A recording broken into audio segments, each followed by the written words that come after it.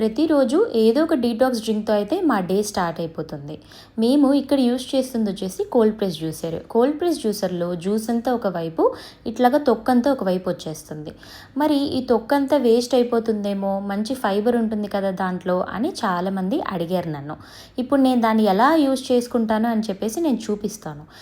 ఇవాళ లంచ్లోకి అయితే north Indian special ఆలుగోబీ సబ్జీ రోటీ అయితే చేస్తున్నాను.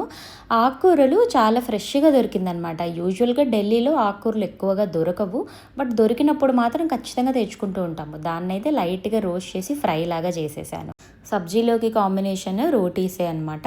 ఇక్కడ రోటీ మిక్స్ చేయడానికైతే నేను ఇందాక మనము యాష్ గోట్ జ్యూస్ వేసాం కదా, దాంట్లో ఉన్న తొక్క వచ్చేసి దీంట్లో కలిపేస్తాను. అలా ఏ జ్యూస్ వేసుకున్నా కూడా, క్యారెట్ అవ్వచ్చు, బీట్రూట్ అవ్వచ్చు, అంటే ఓన్లీ వెజిటేబుల్ జ్యూసెసే వేసుకుంటాము.